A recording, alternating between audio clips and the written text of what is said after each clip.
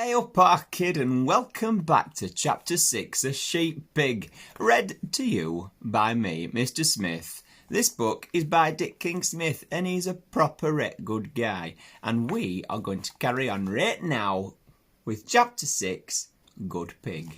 Here we go. The very next morning, Farmer Hoggett decided that he would see if Pig would like to come, when he went round with the sheep with Fly. I'm not daft, he thought, grinning to himself. He didn't tell his wife. Seeing him walk down the yard, crook in hand, and hearing him call Fly, Babe was about to settle down for an after-breakfast nap, when to his surprise he heard the farmer's voice again. "Come, Pig," said Farmer Hoggett, and to his surprise the pig came. "I expect it's because of what you did yesterday," said Fly proudly, as they walked to heel together up the hill. "The boss must be very pleased with you, dear. You can watch me working." When they reached the lower gate, Farmer Hoggett opened it and left it open. "He's going to bring them down into the home paddock away from the lane," said Fly quickly. "You be quiet and keep out of the way." And she went to sit waiting by the farmer's right side. "Come by," he said, and Fly ran left up the hill slope as the sheep began to bunch above her. Once behind them, she addressed them in her usual way, that is to say, rather sharply. "Move, fools!" she snapped. "Down the hill! If you don't know which way down is..." But to her surprise, they didn't obey. Instead, they turned to face her, and some even stamped and shook their heads at her, while a great chorus of bleating began. To Fly, sheep talk was just so much rubbish, to which she had never paid any attention. But Babe, listening below, could hear clearly what was being said, and although the principal cry was the usual one, there were other voices saying other things. The contrast between the politeness with which they had been treated by yesterday's rescuer and the everlasting rudeness to which they were subjected by this or any wolf brought mutinous thoughts into woolly heads, and words of defiance rang out. "You got no manners! Why can't you ask nicely? Treat us like muck, you do!" they cried, and one hoarse voice, which the pig recognised, called loudly, "We don't want you, wolf! We want Babe!" Whereupon they all took it up. "We want Babe!" they bleated. "Babe! Babe! Babe!"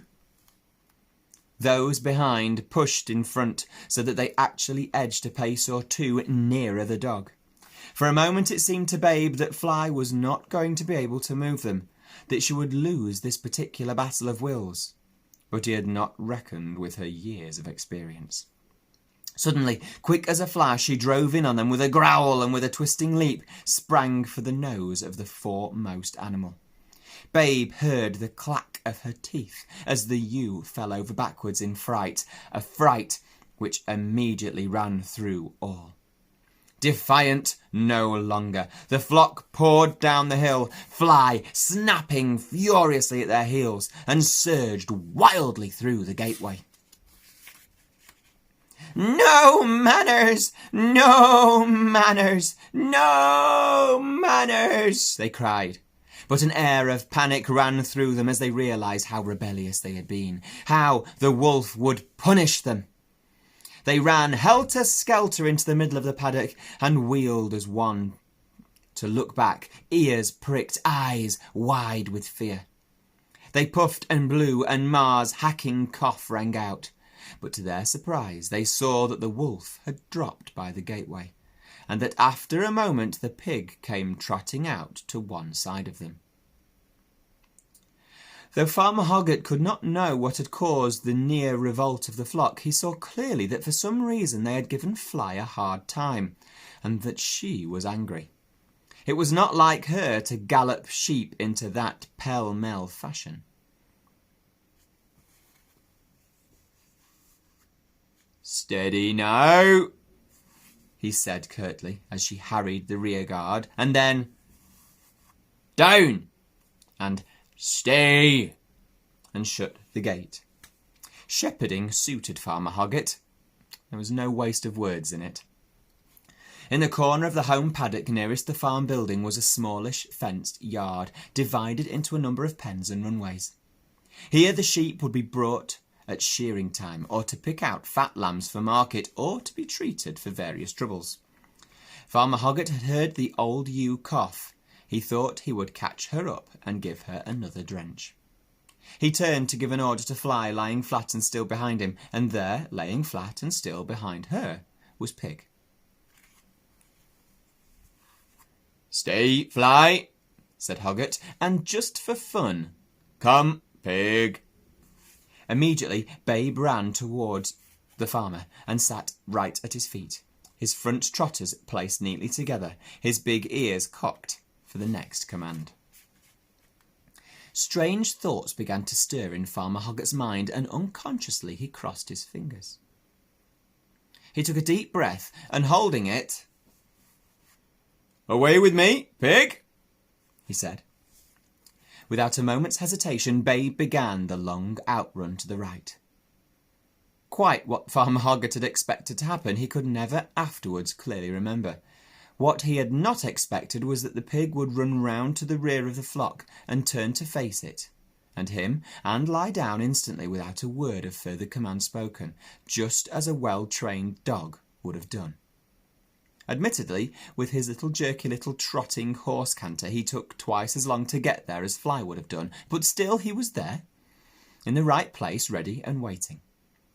Admittedly, the sheep had turned to face the pig and were making a great deal of noise, but then Farmer Hoggett did not know, and Fly would not listen to what they were saying. He called the dog to heel and began to walk with his long loping stride to the collecting pen in the corner. Out in the middle of the paddock there was a positive babble of talk. "Good morning," they said to Babe. "Good morning," said Babe. "I do hope I find you all well and not too distressed by yesterday's experience."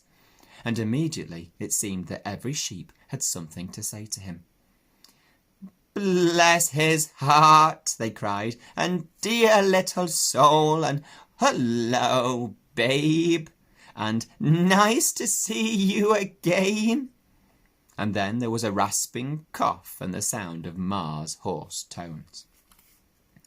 "What's up then, young un?" she croaked. "What be you doing here instead of that wolf?"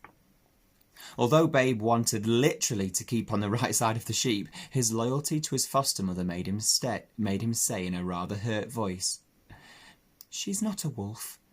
She's a sheepdog." "Oh, all right then," said Ma. "Sheepdog, if you must have it. What dost want, then?" Babe looked at the army of long, sad faces. "I want to be a sheep-pig," he said. "Ha ha!" bleated a big lamb standing next to Ma. "Ha ha ha ha ha!" "Bide! Quiet!" said Ma sharply, swinging her head to give the lamb a thumping butt in the side. "Bush! That ain't nothing to laugh at." Raising her voice, she addressed the flock.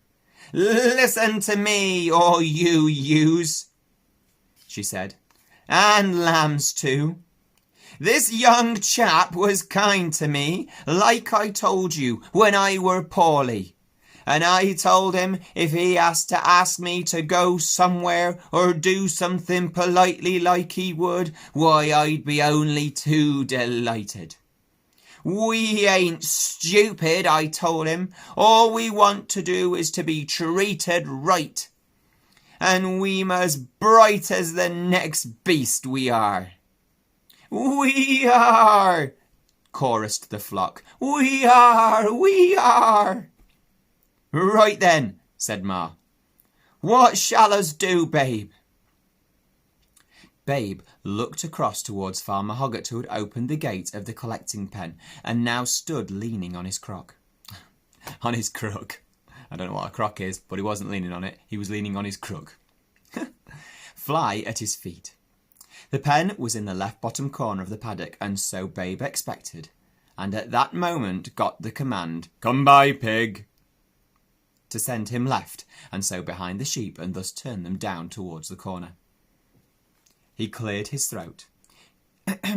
"If I might ask a great favour of you," he said hurriedly, "could you all please be kind enough to walk down to that gate where the farmer is standing, and to go through it? Take your time, please, there's absolutely no rush." A look of pure contentment passed over the faces of the flock, and with one accord they turned and walked across the paddock, Babe a few paces at their rear. Sedately they walked unsteadily over to the corner, through the gate, into the pen, and then stood quietly waiting. No one broke ranks or tried to slip away, no one pushed or shoved, there was no noise or fuss. From the oldest to the youngest they went in like lambs. Then at last a gentle murmur broke out as everyone in different ways quietly expressed their pleasure. "Babe," said Fly to the pig, "that was quite beautifully done, dear." "Thank you so much," said Babe to the sheep. "You did that so nicely." "Ta," said the sheep, "ta, ta. 'Tis a pleasure to work for such a little gentleman," added Ma. "You make a wonderful sheep, pig, young'un, or my name's not Ma." As for Farmer Hoggett, he heard none of this, so wrapped up was he in his own thoughts. "He's as good as a dog," he told himself excitedly. "He's better than a dog, than any dog. I wonder." And then, out loud, he said, "Good pig." Then he uncrossed his fingers and closed the gate. And that is the end of chapter 6. Huzzah! Awesome. So Babe is showing that he can do it just as good as any of the dogs can. So well done, Babe. He really is starting to make a name for himself. And Mr. Hoggett, well, he is really starting to think quite carefully about what Babe might be able to offer him. Thanks for joining me, and see you next week for some more chapters of Sheep Pig by D. King Smith. See you later.